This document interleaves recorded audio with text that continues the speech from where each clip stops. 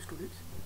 In today's session we will discuss about the gas phase synthesis of nanoparticles. In the last class in the last session we have discussed about the wet chemical synthesis, that is by Sol-Gel method. In the same way, we are having here another method, which is the gas phase synthesis of nanomaterials. So in this figure we can see the material which is being heated in a crucible, the refractory crucible, and which converts to the vapor form, and this vapor form of the material which forms in terms of the clusters due to the passage of the circulation of the carrier gas. Due to the passage of this carrier gas, the cluster formation takes place. Due to the cluster formation, nucleation takes place and growth of the molecules like this, which results in the condensation, and at last we can synthesize the nanoparticles which have been collected on the cold plate here. So we can see the figure here which has been briefly explained, which is illustrated here. So what exactly it is? So synthesis method of nanoparticles in the gas phase are based on the homogeneous nucleation in the gas phase and subsequent condensation and coagulation methods we are going to see here. The furnace where the heating is done, desirable material is which is heated in a heat resistance crucible, that's what we call it as a refractory crucible. Crucible which consists of the desirable material here, so material to be evaporated. This method is appropriate only for materials that have a high vapor pressure, which is having a high vapor pressure at the heated temperature that can be as high as 2000 degrees Celsius. So this gas phase synthesis is only for the material which is having high vapor pressure. So energy is normally introduced into the precursor by arc heating. So arc heating, or it may be the laser ablation method, or it may be the Joule heating methods. By this we are going to heat the material.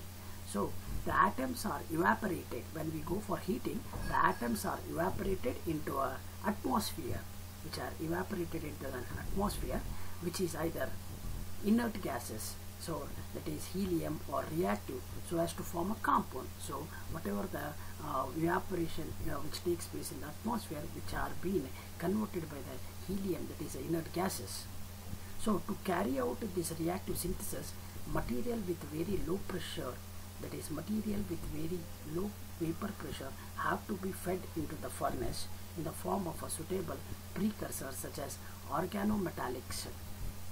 So here what it is the low vapor pressure materials, that is the material precursor has to take, and it increases its high vapor pressure. So when we go for heating, it converts to high vapor pressure. So high vapor pressure materials have to be used here. So when we are having low vapor pressure, if we go for heating, then it goes to the high vapor pressure. Suppose if we are having a high vapor pressure, somewhere when we go for heating, it may convert to low pressure. So those materials cannot be used in this process.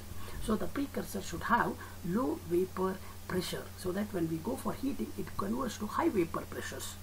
Okay, so which have been fed into the furnace in the form of a suitable precursor, and have to be fed into the furnace in the form of a suitable precursor, such as it may be the organometallics, which decompose in the furnace to produce a condensable material here.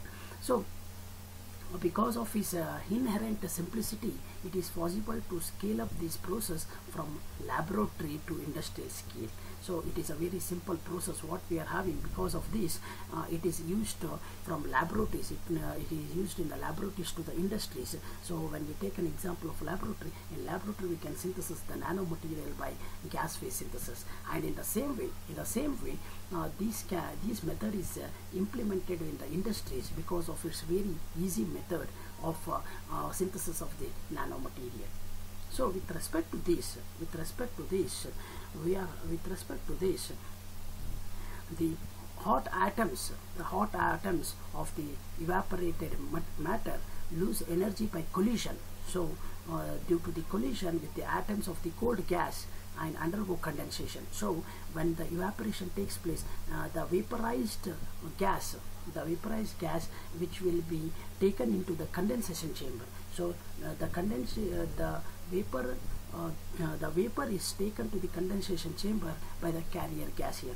The carrier gas, which is a cold gas which we are having, the cold gas and this hot vapor which goes for the collision between these atoms. So when the collision takes place, due to the collisions, the vapor which condensed here, which takes the condensation into small clusters. So the small cluster formation takes place by the collision, due to which the homogeneous nucleation takes place, and due to the nucleation the grain growth takes place, and which forms in terms of the nanomaterial. So in case of a compound is being synthesized, these precursors react with in the gas phase and form a compound with the material that is separately injected in the reaction chamber. So it is another process what we are having. We will not bother about this, but when we are having a compound, when it is, so right now the cluster formation takes place, the nanomaterials have been generated. Suppose if it is a compound is being synthesized, then these precursors, that is a compound which reacts with the gas phase and form a compound. So with the material that is separately injected into the another chamber, and again we go for reaction for those materials to get the nanoparticle. This is another method what we are having, so here the clusters would continue to grow. If they remain in the supersaturated region, to control their size, they need to be rapidly removed from the supersaturated. So here the nucleation and grain growth takes place. So what happens is, if we are going to have a continuous heating, then the process will be continuous. So because of that, the superheating should be removed, that is heating should be removed, so that the process can get into the control, so that the cluster size and the distribution are controlled by only the parameters, that is the rate of evaporation. So by the heating we can control the process. By the rate of condensation, the passage of the carrier gas, the collision, that is the condensation. By the condensation we can control the process, and by the passage of the gas flow, we can go for the control of the process. So at the end we can tell that gas phase synthesis of nanomaterials, in this we can control the process very easily by these parameters. When we take a control of these parameters, the required nanomaterials can be synthesized here. So this is what the process we are having with respect to the gas phase synthesis of nanomaterial. So with respect to this, we are having a gas condensation processing method. So when we come across the gas phase synthesis of nanomaterials, we are having a gas condensation processing method. So this is the schematic diagram which represents the gas condensation processing method. So when we see the name itself, which indicates gas condensation processing, so the vapor form of the gases, which the carrier gases which are used, are by these we can go for the condensing of these materials to get the nanomaterial. So here the figure which clearly indicates, that is, we are having a refractory crucible. In that refractory crucible we are having a precursor material. This precursor, which is being heated by Joule heating or electrical arc heating or laser ablation method, we can go for heating.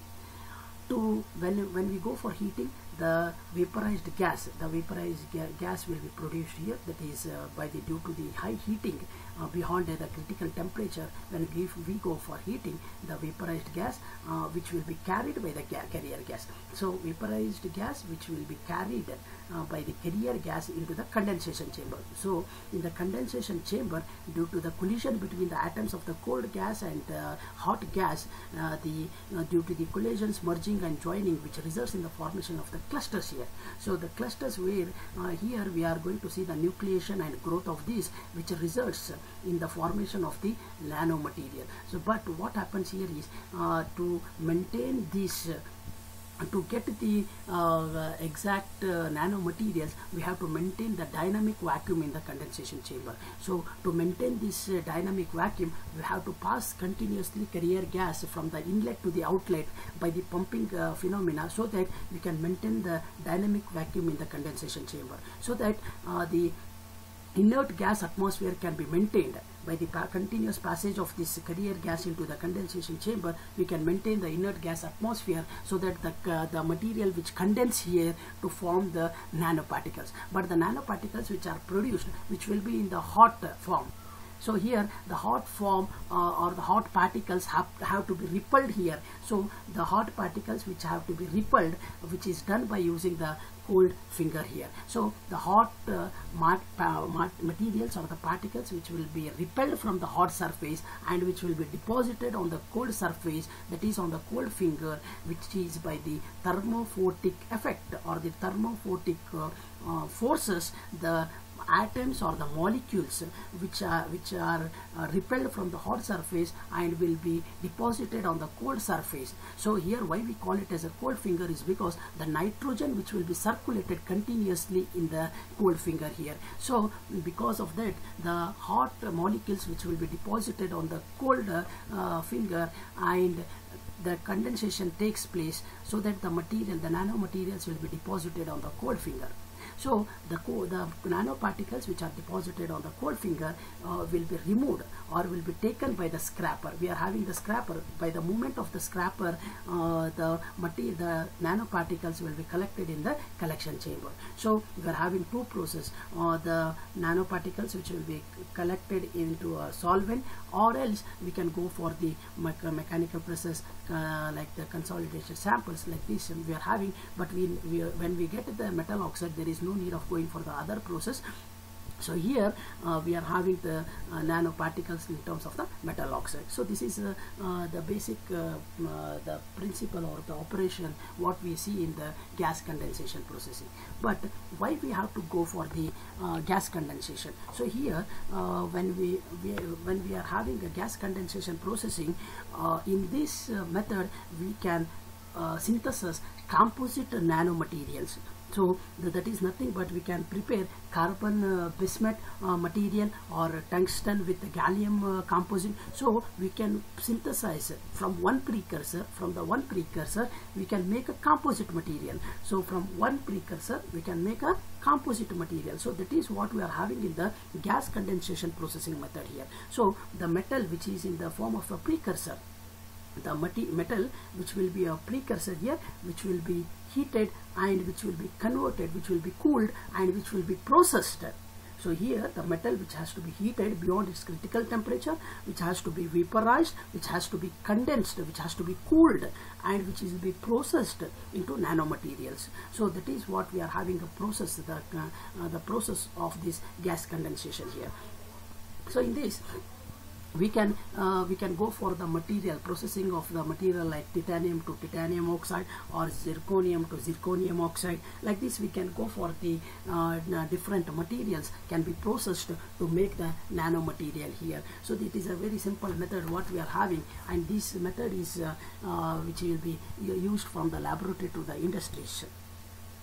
So I'll go in a detail of this process, what exactly the process it is. So here the refractory crucible, the refractory crucible, which is made by using the tungsten, or it may be the tantalum or molybdenum material. By this the refractory crucible has been made, and the metal is heated beyond the critical temperature here. So because of that, we are going to use a refractory crucible here. So when we are having a refractory crucible, we can heat more than 2000 degrees Celsius. The metal can be heated more than 2000 degrees Celsius. So the carrier gas, it may be the helium, neon, or argon, or it may be the krypton. Like this we use the carrier gas.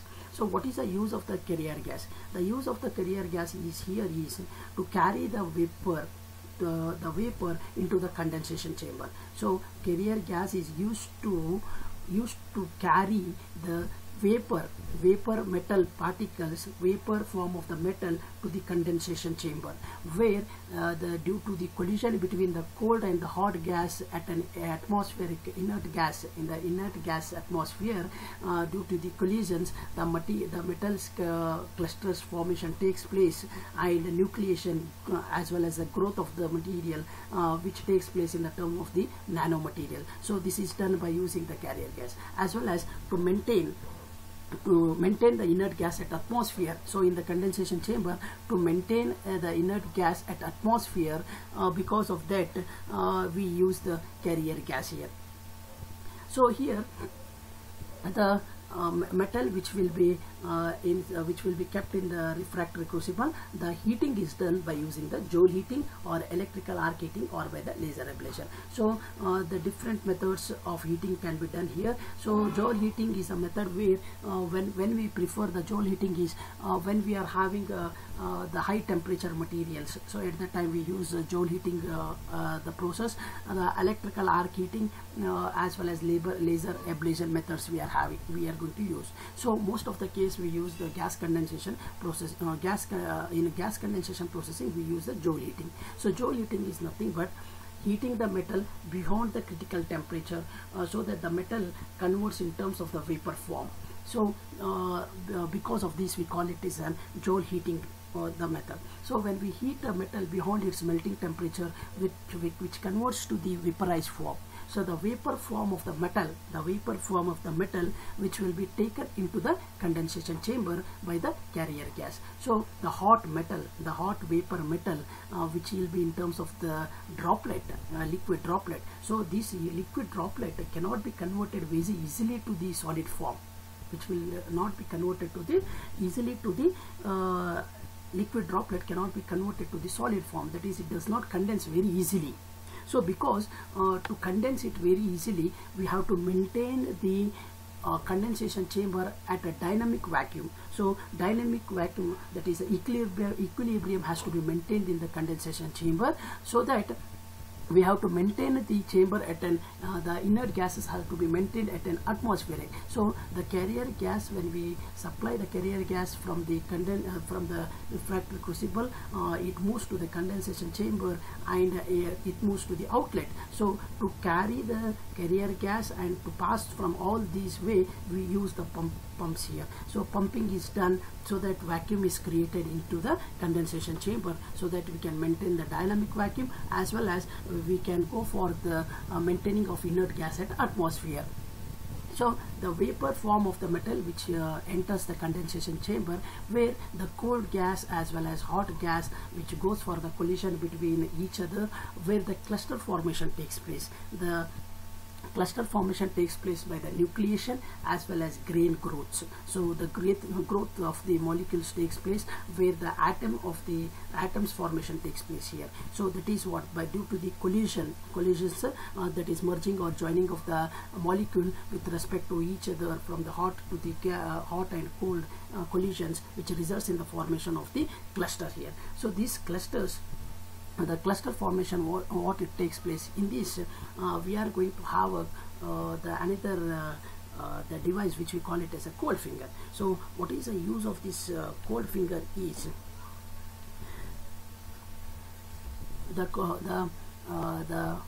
application of this cold finger is, it is a rotating device what we are having. It will be continuously rotated here, continuous rotation, but here due to the continuous rotation of this cold finger, as well as in the cold finger we can see the movement of the nitrogen gas. So continuous rotation of the nitrogen gas, which results in the cold or the coolant. So it acts as a coolant here. So hot particles have to be taken to the cold side. So here the hot particles which have to be collected on the cold side, that is nothing but due to the thermophoric effect, due to the thermophoric forces, the forces which is created due to the equilibrium here, that is the hot as well as cold. We are having a cold and we are having a hot here. So when we are having the thermophoric forces which creates here, that is hot molecules which repel from the